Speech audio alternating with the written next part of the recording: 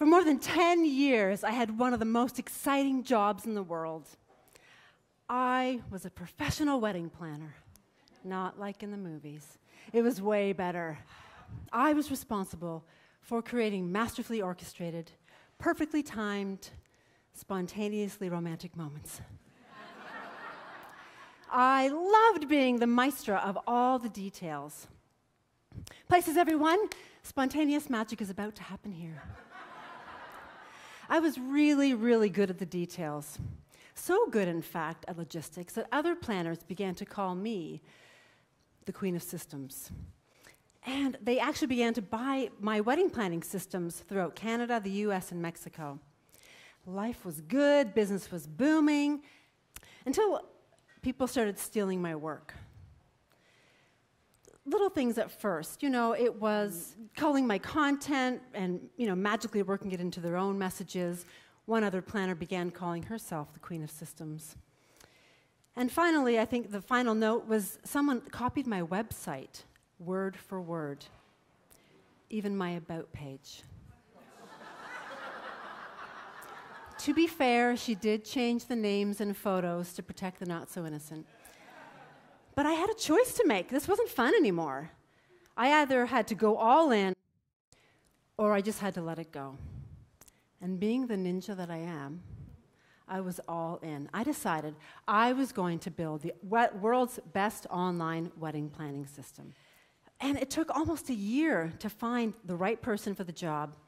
But like magic, he showed up at the right price, at the right time, and began the work. The work was rolling in, and the money was rolling out, and the timelines and checklists and all the connecting dots. It was just amazing. It was a logistical dream come true. And as we neared launch date, I began pressing for those files. And that's when I learned there was nothing there. No back end, no code, no wedding planning system. For all the work I had seen, all the click and drags, there was just nothing. It was just a shell. How could this be? I saw the work. I tested it myself. Oh my God, I'm always so trusting. How could you be so stupid? And on, the self-loathing went, saying things to myself I would never say to another person. 2 years, lost revenue. All my investment gone.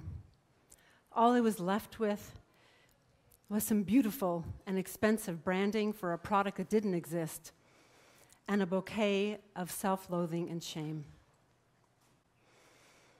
And in that shame, I hid away, trying to make some sense of this massive failure and recover some sort of lost revenue. I didn't know what I was going to do. And my husband stopped by my desk and said to me, "Honey, even flowers have to push their way through the manure to bloom." Later that same day, I saw a friend at the schoolyard, and she hugged me, and she handed me an envelope. And I opened it up, and inside there was a beautiful necklace with a lotus flower on it. And the card said, "Be like the lotus. Push your way through the mud. Rise above with clarity of heart and mind." And I learned that what seemed like a massive failure was actually a much-needed pruning in order to clear away all the brambles so that those tiny little buds could push their way through toward the light. I'd like to leave you with a deeply profound statement from the Lego movie. The prophecy is made up, but it's also true. Your belief, my belief, is made up, and it's also true. You see, I believe that the universe conspires for me. It always does. And your belief is just a perception. It's just a choice. You get to choose whatever it is that you want to believe. And your belief has the power to seek evidence, positive or negative, to prove you right every time.